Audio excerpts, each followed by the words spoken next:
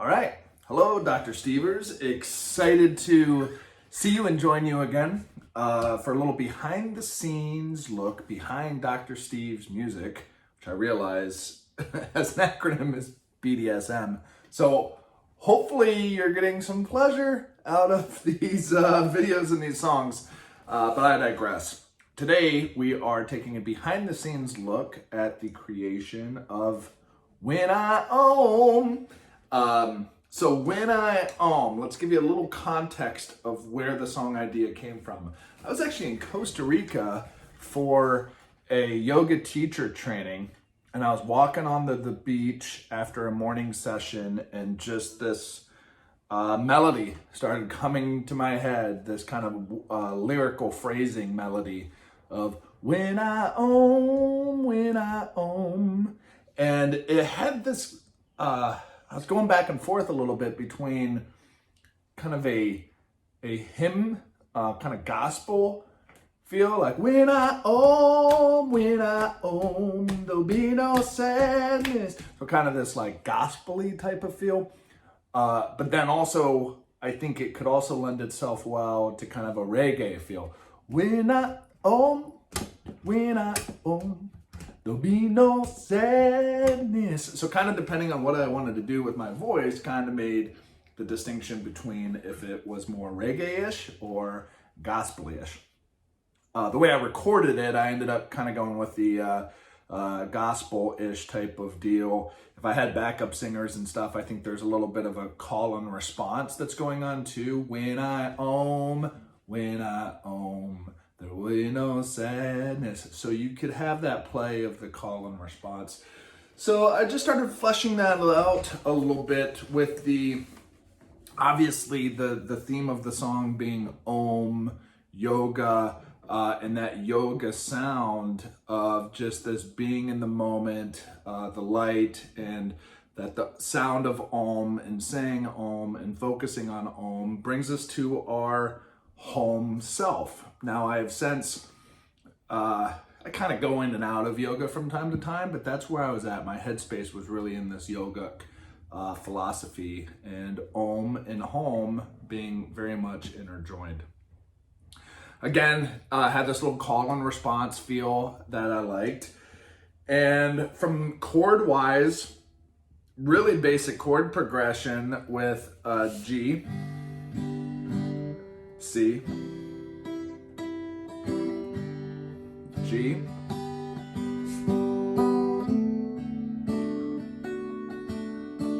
and I probably got that chord progression from like a gospel-y folk song, and that's often part of my process. When I have an idea and it sounds, and I think about how I want it to sound in my head, sometimes I'll go to an existing song that has that same temperature, and I'll extract the chord progression from that song and see if it lands as is in the song that I'm writing or if it needs to be changed. But at least I know I'm kind of on the dance floor and I'm in a similar temperature when I do it that way.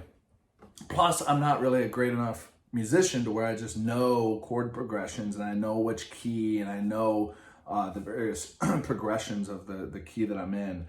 So this is a nice way, at least starting off, for me to get some familiarity with some different chord progressions, take what sounds right in my head, find a somewhat of an example that exists already, and then be able to reverse engineer it in a way that works for me. And so that's probably, I believe, what I did when I ended up writing this. So real simple chord progression. But then what I was also working on, and I've been working on, is finger picking. So I really think that the finger picking comes alive in the intro, as well as during the bridge portion, where I can kind of specify out some of the notes. What's cool about the finger progression is even if you screw it up, it still kind of sounds good. I mean, it sounds good when it's really pieced and partialed out. But again, even if you kind of flub it up a little bit, it still sounds all right. So that was a nice added component. When it came to actually recording this song, I made the decision, partly out of laziness, but also partly out of curiosity, is I'm just gonna cut the track on my iPhone microphone. And so I sat my iPhone just right in front of me. They say about a foot away from the 12th fret to capture guitar, but I was also singing.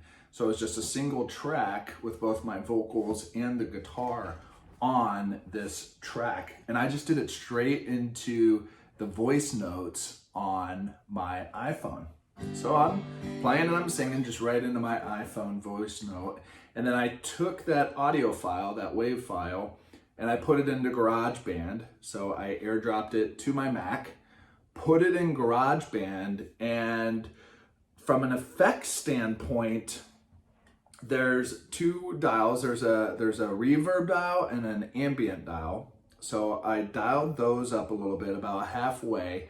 And I think what that does is it creates a little fullness, more fullness to my voice, and makes it seem like I'm singing in like a coffee shop, like an open-aired coffee shop that I just think has a real nice sound. So I like doing that. Reverb and ambient sounds nice with my voice and what I'm trying to do as a singer-songwriter. And then the other piece that I tend to do from an EQ perspective is I'll do a low cut that just gets out any unnecessary rumblings and stuff, and then a high cut. I'm sure the low cut's cutting out some things. I don't have a super trained ear. It debates whether the high is actually taking anything out, because I don't cut a lot of the high feed out. And that's kind of my IQ. I want to keep it kind of basic. It's definitely a difference in philosophy. I'm charging my Mac right there. It's definitely a change in philosophy, or a difference in philosophy. Some folks really feel the need to have a highly produced sound, and that's okay. And I think music in a lot of ways has gone to opportunities where it can be very perfect, multiple takes. And I get kind of bored with the recording process. I just want to knock it out in a take or two, one, maybe two tracks, and not do too many funny things from a mixing standpoint and an editing standpoint. And it's kind of imperfect music, but it's out, right? It allows me the opportunity to write it and get it out, put it out for distribution, and then let the market decide. If you all enjoy listening to it, great. And if you don't, there's a lot of other artists that are out there as well. But it allows me to be able to go from start to finish in a little bit more of an efficient way, cost-effective way, and I think lends itself to the type of music that I'm playing, which is just really simple, gritty, singer-songwriter, folky type stuff. Right now, at least. We'll see if that changes. So that is a little description of how I wrote When I Own. And now I'm going to perform it. And this is going to be the only take. So if I screw up, you're just going to have to deal with it, because this isn't about being perfect. It's about making progress. So remember that one. But what I will try to do is show off a little bit of this finger picking that I've been working on. All right. So without further ado, When I Own.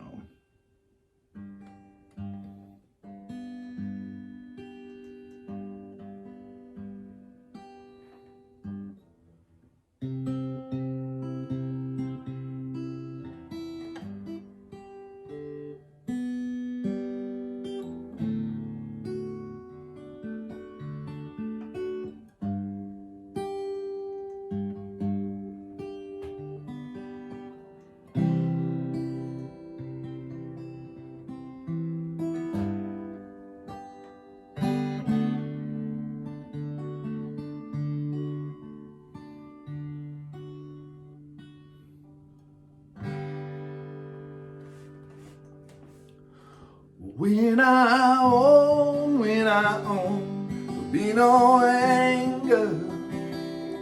When I own, there'll be no despair. When I own, there'll be no sadness. When I own, light of my soul guide me home. When I own, there will be peace. When I own, only love will prevail. When I own, my heart will open. When I own, the light of my soul guide me home. There will be peace in the valley tomorrow. There will be joy in your heart today. There is a light in your soul that lasts forever, and you're only one on away.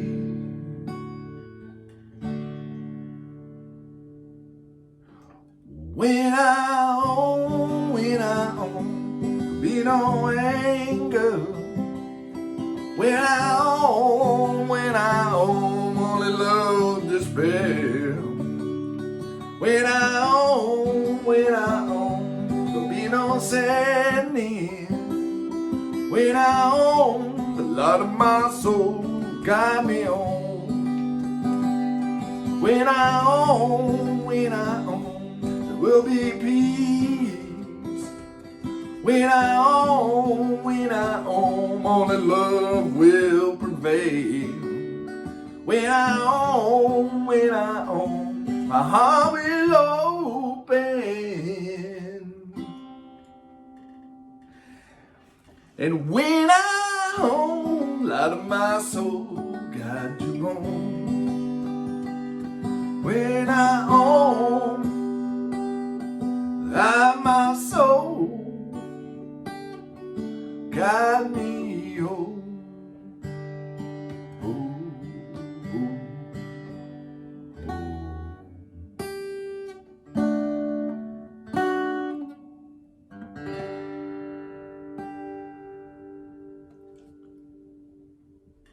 Well, there you go. When I own, a little behind the scenes look. Hope you enjoyed it.